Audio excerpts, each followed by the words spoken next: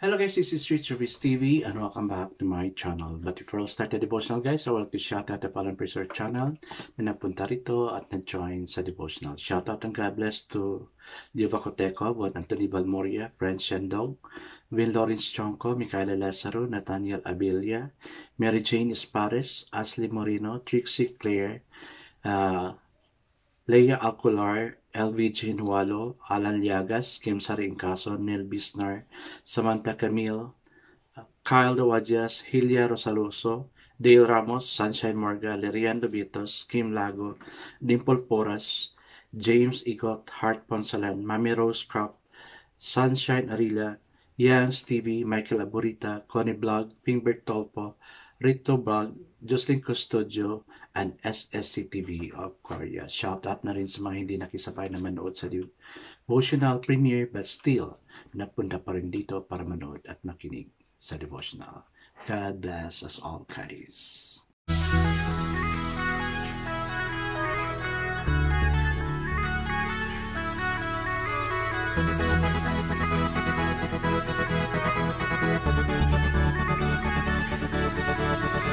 Rich TV, where you heard it, number one is on the top. Good advice, they'll never stop. Rich TV, where you heard it, number one is on the top. Good advice, they'll never stop. Noble blood is an accident of fortune. Noble actions characterize the great. This is according to Goldoni. Okay guys, let's now proceed to our devotional. Let's open our Bible to Zephaniah chapter 1.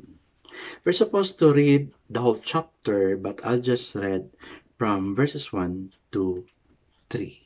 Still guys, I'm using the devotional study Bible because the words used is so simplified na maintindihan talaga natin. Okay, the word of the Lord in Zephaniah chapter 1 verses 1 to 3 says, The word of the Lord that came to Zephaniah, son of Cushi, the son of Gedaliah, the son of Amariah, the son of Zechariah, during the reign of Hosea, son of Ammon, king of Judah.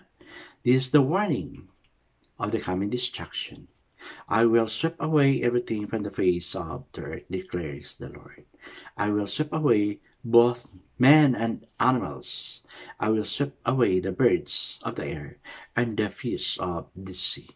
The wicked will have only heaps of rubble when I cut off man from the face of the earth, describes and declares the Lord. Amen and amen. I guess let's not pray. Father God, thank you that you're going to save us, Lord God, from any danger. You are our strong tower, the righteous run into it, and we are safe. Lord, like what Zephaniah is asking, we pray and plead for safety. Our loved ones, our family members, our relatives, our friends, and even us ourselves, O Lord God. Keep us safe, O God. Cover us all with your precious blood against the wiles and schemes sa enemy, na hindi kami mapansin ng enemy, but instead, we rebuke it, O God. Lord, let your warring angel be upon us. Now, when the enemy would attack us, they could see your warring angel guarding us all the more. Thank you for your great love, O God. In Jesus' name we pray. Amen and amen.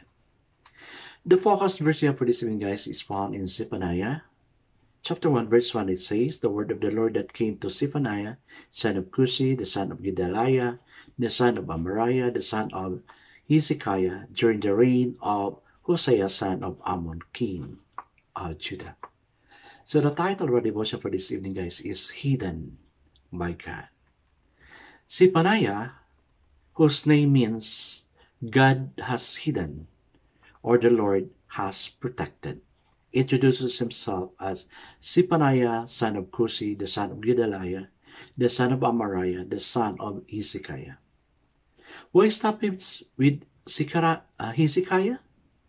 Perhaps he wants to play up his royal lineage as a descendant of one of Judah's godly king.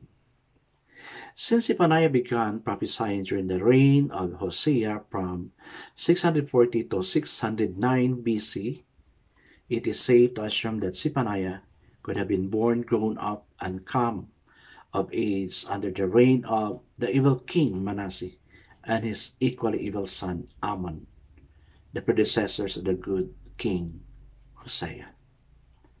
Manasseh rebuilt a pagan altar on the high ground, re-erected the Asherah poles, and encouraged the people to go back to the fertility cults. He introduced the worship of Moloch and child sacrifice, even killing his own son for this god. Zephaniah's name could allude to how God preserved and protected him during Manasseh's 55 years of ruling. Kung basahin natin sa 2 Kings chapter 21. Zephaniah would have been surrounded by Baal worship, child sacrifice, sorcery, and so on, practices which could influence an impressible mind, according to 2 Chronicles verses 33, 1 to 10. Yet he grew into a man of God, able to warn Judah and the nation that the day of the Lord was near. Amen and amen. I myself is not exempted from this because iba yung wino-worship ko noon. No? Though I grew up in a Protestant way because of my mother, because my mother is a Protestant. But because of association with other people, of course, I also learn from them. That's why it leads me to worship their God. There and then, my mind was open. I become a missionary and I know who God is in my life. Alam ko talaga kung sino siya sa buhay ko because I serve and share God's word anywhere. Kaya mula nung nagka-pandemic, because I cannot control myself from sharing God's word, then Rich TV was open, and praise God, Rich TV until now is still existing. Like Zephaniah, no, ang ganda ng ano niya kasi, na-stop lang doon hanggang kay Zechariah, no? Hezekiah pala. Kasi yung lineage niya being, probably the past of his history sa mga forefathers niya is hindi maganda yung history kaya nakat doon.